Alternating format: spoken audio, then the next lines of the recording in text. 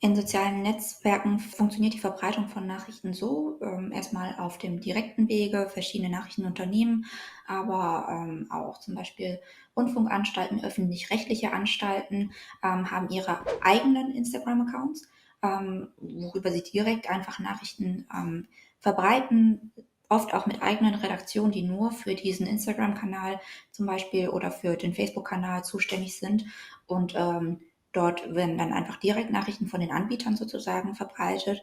Und dann gibt es noch den zweiten Weg, und zwar die Nutzerinnen und Nutzer, die, zum Beispiel ganz normal 'n Beitrag interessant finden und den dann einfach privat teilen, zum Beispiel in ihrer Story mit Links.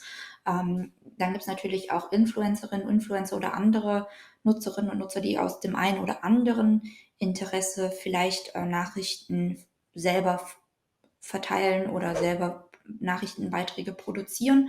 Da muss man dann genau hinschauen, aus welchem Interesse sie das machen, ob die Quelle vertrauenswürdig ist. Bei einem Post auf Social Media kann ich gucken, ob der Post eine Tatsachenpost ist oder ob das einfach eine Meinungsäußerung ist. Erstens, indem ich gucke, wie ist denn der Post aufgemacht? Also, ähm, wie ist die Wortwahl? Ist das sehr emotionalisierend? Versucht der Post, mich in eine bestimmte Richtung zu drängen, was irgendwie die Analyse der Tatsachen, grade darstellt? Ähm, oder ist es einfach ein sehr nüchterner Post, der verschiedene Punkte aufzählt, das und das ist passiert?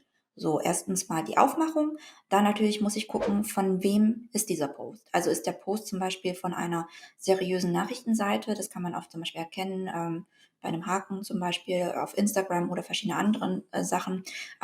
Aber ich gucke erst mal, von wem ist dieser Post? Das ist eine Nachrichtenseite, die zum Beispiel, das Interesse hat, vorerst mich zu informieren.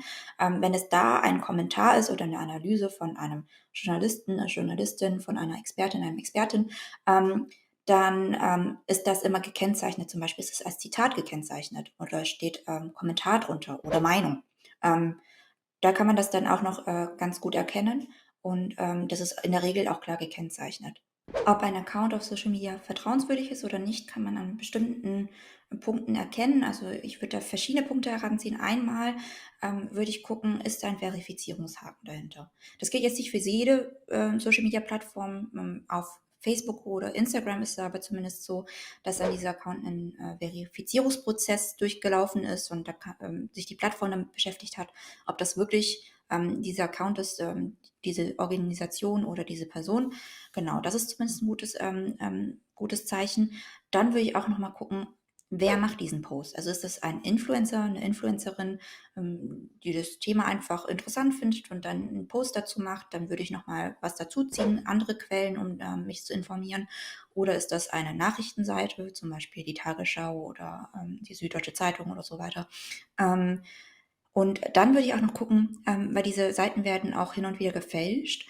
Ist das die wirkliche Nachrichtenseite? Da würde ich einmal auf den Account gehen, den Haken checken, aber auch, welche Links werden da verlinkt? Ist es der richtige Website-Link von dieser Nachrichtenseite oder nicht? Und auch, welche Posts hat, diese Seite bisher gemacht? Wenn da nur ein 2 Posts sind, ist das, 'n bisschen 'n komisches Zeichen, da wäre ich ein bisschen vorsichtig.